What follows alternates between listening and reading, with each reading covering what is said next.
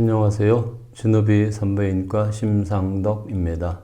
10월 첫째 주 출산 교실 강의 영상입니다. 오늘의 강의 주제는 난산입니다. 난산이란 순산의 반대말이고 영어로는 디스토시아라고 합니다. 한문으로는 어려울 한자를 씁니다. 의학적으로는 비정상적 분만 진행 과정을 말하죠. 사실 모든 임신부들은 난산이 되지 않고 순산이 되길 바랍니다.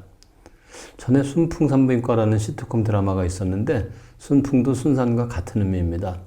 드라마에서 무대는 산부인과로 원장과 의사들 그리고 간호사들이 등장인물로 나왔지만 산부인과 관련 에피소드는 거의 없었던 것으로 기억합니다. 만일 산부인과에서 벌어지는 여러 가지 사건들을 드라마의 소재로 삼았다면 아마 시트콤으로 만들기는 어려웠을 듯 싶습니다. 산부인과에서 일어나는 일들이 대단하게 드라마틱하거나 위험하고 아찔한 일만 있다는 것은 아니지만 가볍게 웃고 넘길 수 있는 시트콤적인 상황은 사실 별로 없기 때문입니다. 가볍게 웃고 넘길 수 없는 일 중에 하나가 난산입니다. 난산의 진단은 출산의 진행 단계별로 다릅니다. 출산의 진행 단계는 1기, 2기, 3기로 나누어지고 1기는 잠복기와 개구기로 나누어진다고 말씀드렸습니다. 출산 단계별로 진단이 다르다는 것은 진단하기가 매우 어렵다는 의미이기도 합니다.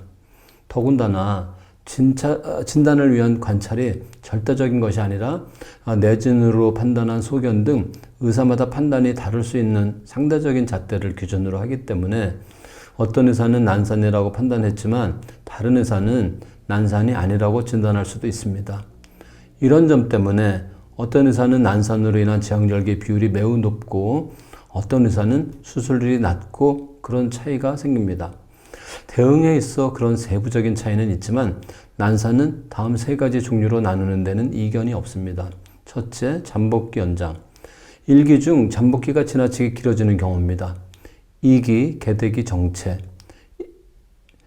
1기 중 자궁이 개대되는데 장애가 있는 경우입니다.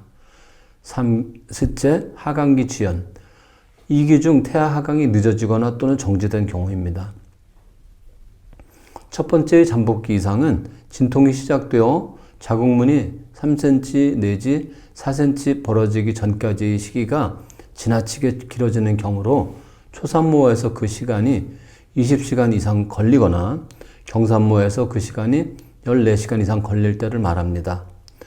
두 번째의 자궁 개대기 이상은 초산모에서 2시간 동안, 경산모에서 1시간 동안 자궁 경관이 벌어지는 정도의 변화가 없을 때를 말합니다.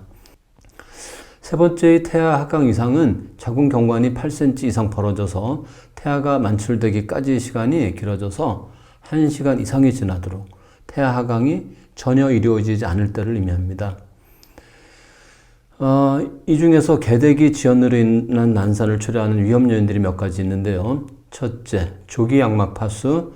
둘째, 유도분만 하는 경우. 셋째, 35세 이상의 고령 임신부. 넷째, 4kg 이상의 과체중 태아. 다섯째, 당뇨병이나 고혈압, 비만 등 내과적 질병을 가진 임신부. 여섯째, 양수과다증. 일곱째, 양수과소증입니다. 하강기 지연으로 난산을 초래하는 위험 요인들도 몇 가지 있습니다. 첫째, 경막의 마취, 무통비만이라고 하죠. 둘째, 아기 자세가 하늘을 보는 경우. 셋째, 150cm 이하의 저신장 산모. 넷째, 35세 이상의 고령 임신부. 다섯째, 4kg 이상의 과체중 태아. 여섯째, 41주 이상의 임신 주수. 일곱째, 협골반 임신부. 이중 진통 2기의 난산을 잘 초래하는 협골반에 대하여 말씀드리겠습니다. 협골반인지 아닌지 진단하는 것은 쉬운 일이 아닙니다. 골반의 넓이를 측정하기 위해 18세기에는 골반의 크기를 측정하는 골반 계측기가 사용되었습니다. 골반 계측기는 보시는 그림처럼 산도 안으로 집게발처럼 생긴 기구를 넣어서 벌린 후 그 길이를 측정해보는 기구입니다. 골반 측정기는 사용하기 불편하고 부정확한 점 때문에 20세기 초 X선이 발견되면서 골반 측정 X선 검사로 대체되었습니다. 골반 X선 검사는 골반의 가장 좁은 뼈 부분의 거리를 정확하게 측정할 수 있기는 하지만 검사 시 사용한 X선으로 인해 태아의 골수에 영향을 줍니다. 그런 검사를 받고 태어난 아기들은 나중에 백혈병 등의 악성 질환이 발생할 위험이 높아진다는 사실이 밝혀져서 지금은 사용하지 않습니다. 대신 지금은 내진이라고 해서 손으로 만져보는 진찰법을 사용합니다. 손가락 2개를 질 안으로 넣어서 골반의 넓고 좁은 정도를 판단하는 방법입니다. 그러나 내진에 의한 골반 너비 측정은 개인차가 심한 주관적 판단에 의존하는 방법이라서 정확한 방법이라고 할 수는 없습니다. 의사마다 판단이 다를 수 있으며 그저 참고 자료 정도로 생각해야 합니다. 협골반과 더불어 난산의 중요 원인이기도 한 태아의 손진부 및 자세 이상에 의한 난산에 대하여 좀 더 자세히 살펴보겠습니다. 첫 번째, 견갑 난산입니다. 태아 머리가 분만된 후 어깨가 분만되는 시간이 60초 이상 지연되는 경우에 견갑 난산이라고 합니다. 발생 빈도는 약 0.61%에서 1.4%로 흔하지는 않습니다. 이러한 견갑 난산은 산과에서 경험하는 가장 위험한 사건 중 하나로 관련된 몇몇 산과적 위험 요소가 존재하더라도 견갑 난산을 예측하고 예방하는 것은 불가능합니다. 발생 위험 인자로는 모체의 비만, 당뇨에 의한 태아 출생 증가가 있습니다. 두 번째로 두뇌에 의한 난산입니다. 두뇌의 발생 빈도는 임신 28주 이전에는 약 25%를 보이지만 32주에는 7%, 임신 말기에는 3.4% 정도입니다. 발생 위험 인자로는 다산, 미숙아, 태아의 기형, 양수가다증, 다태아, 자궁기형, 전치태반, 자궁근종 등이 있습니다. 이러한 두뇌의 경우에는 질식뿐만에 의해서 뇌, 척수, 간, 부신이나 비장 등의 장기 손상과 태아 질식 위험 때문에 제왕절개 수술이 일반적 조치입니다. 세 번째로 후두 위에 의한 난산입니다. 정상 자연분만에서는 태아는 땅을 바라보는 자세로 나오게 됩니다. 그러나 간혹 아기가 하늘을 보는 자세로 나오는 경우가 있으며 이를 후방 후두위라고 합니다. 후두위는 협골반 때 흔히 생기는 것으로 태아 머리가 회음부까지 하강하면 큰 어려움 없이 분만할 수 있으나 태아 머리가 골반과 불균형 상태라면 제왕절개가 필요할 수 있습니다. 난산의 진단은 어렵다고 말씀드렸지만 난산뿐 아니라 의학에서 질병이나 상태의 정확한 진단은 가장 우선인 것이면서도 또한 가장 어려운 것이기도 합니다. 오래전 명의로 알려진 일본의 내과 의사의 고백에 의하면 자신이 대학병원의 교수로 재직하는 동안 정확히 진단한 경우는 채 50%가 되지 못하였다고 했습니다.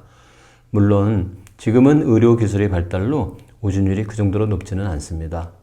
다만 그 교수님도 절대적 수치로서의 오진율을 말했다기보다 정확한 진단이 힘든 것이므로 그만큼 신중하게 환자의 질병에 접근하고 더욱 정진하라는 의미로 말했다고 생각합니다.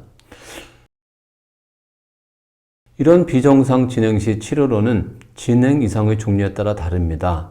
진통제를 이용하여 안정을 시켜야 하는 경우도 있고 아니면 반대로 촉진제를 사용해서 치료를 해야 할 때도 있습니다. 경우에 따라 흡입뿐만이나 제왕절개를 고려하기도 합니다. 이러한 판단은 주기적인 내진을 통하여 자궁 경부를 진찰하여 표에 기록하여 그 경과 과정을 살펴봄으로써 가능합니다.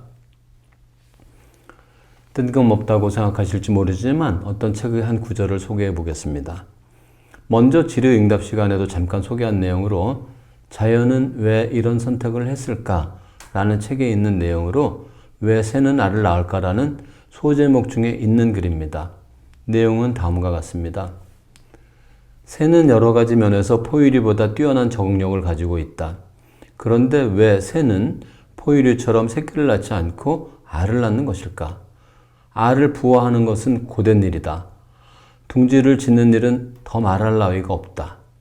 알을 깨고 나온 새끼는 둥지에서 조그마한 주둥이를 내밀고 배고프다고 울어대고 어미는 먹이를 장만하느라 분주하다. 포유류처럼 새끼를 낳아 어미 젖으로 키우는 것이 더 간단하지 않을까?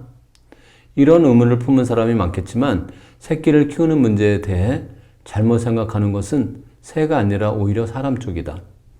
알을 깨고 나오자마자 야무지게 주위를 둘러보고 삐약삐약 돌아다니는 병아리를 본 적이 있다면 오랜 산곳 끝에 힘들게 아이를 낳는 사람의 출산 방식이 그다지 지혜로운 방법이 아니라는 것을 알 수 있다. 그 단락의 뒷부분에 그 이유에 대하여 간단하게 설명이 나옵니다. 조류는 높은 물질 대사로 인해서 체온이 40도에서 42도가 되는데 이 정도 온도에서는 새끼가 죽고 말기 때문에 체내에서 새끼를 길러 낳을 수가 없고 알을 낳을 수밖에 없다는 것입니다. 좀 더 자세한 설명은 로버트 마틴이 지은 우리는 어떻게 태어나는가 라는 책에서 찾을 수 있습니다. 책의 일부 내용을 발췌해 봅니다. 태생은 두 가지 커다란 이점이 있다. 첫째, 안전하고 온도가 조절되는 동물의 내부에서 자손을 발생시킬 수 있다. 둘째, 자손에게 매우 효과적으로 어미의 자원을 배분할 수 있다. 둥지 안에 알을 낳는 것이 에너지와 자원이 엄청난 낭비를 초래할 수 있다는 점을 생각하면 태생의 이점을 쉽게 수긍할 수 있을 것이다. 일반적으로 매우 바지런한 조류조차 부화하는 과정에서 알이 온도를 유지하는 데 어려움을 겪고 포식자 위험으로부터 자유롭지 못하다.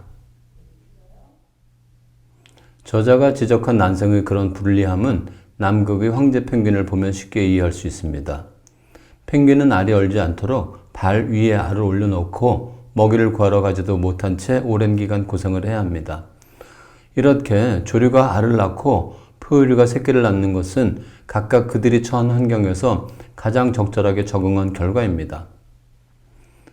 조선시대 미라 중에 태아가 골반에 걸린 채 사망한 임신부의 미라도 발견되었습니다. 즉 난산으로 인해 많은 임신부와 태아가 희생되었다는 표시입니다.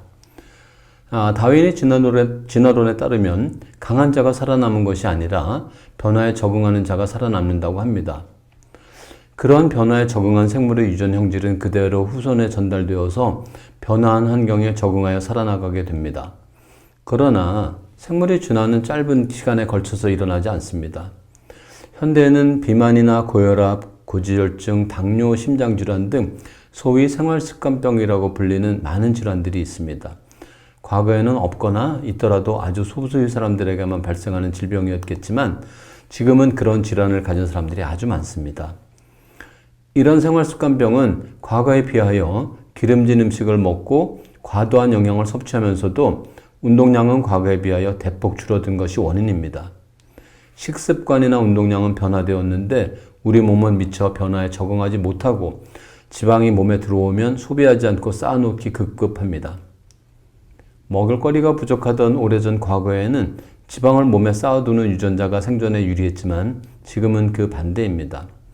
지방을 쌓아두지 않는 쪽으로 변화가 일어난 개체가 변화에 적응하여 건강하게 살아남아 후손을 남길 것입니다. 그렇게 오랜 세월이 흐르면 지금의 생활습관병도 사라질지 모릅니다. 문제는 그런 적응이 빠른 시간 내에 일어나지 않는다는 것입니다. 출산도 마찬가지입니다. 과거에 비하여 영양이 과잉이다 보니 태어나는 아기들의 평균 체중이 커졌고 임신부들의 측면에서는 결혼을 늦게 하면서 노산이 많아졌으며 그러면서도 운동량은 부족하여 골반은 점점 좁아지고 유연성이 떨어졌습니다. 그런 변화에 적응하여 쉽게 순산을 하는 체질과 유전자를 타고난 쪽의 사람들이 점점 더 많이 살아남아서 미래 어느 날엔가는 난산하는 임신부들이 아주 적어질지도 모르겠습니다. 그러나 그 역시 아주 먼 미래의 일일 것입니다.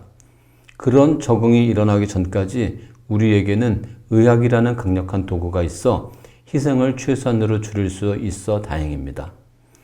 의학의 도움으로 난산과 여러 산가족 위험에 대한 대처를 보다 쉽고 빠르게 할 수 있습니다. 이것이 의학의 발전이 꼭 필요한 이유이기도 하고 의사의 존재의 의미입니다. 그러나 의학에만 기대어 환자 혹은 임신부가 기울여야 할 노력을 게을리해도 된다는 의미는 아닙니다. 할 수 있는 최선을 다하고 결과를 기다린다는 진인사 대처명은 임신부들께서도 새겨들었으면 하는 고사성어입니다. 오늘은 이것으로 마치겠습니다. 모든 임신부들의 순산을 바랍니다.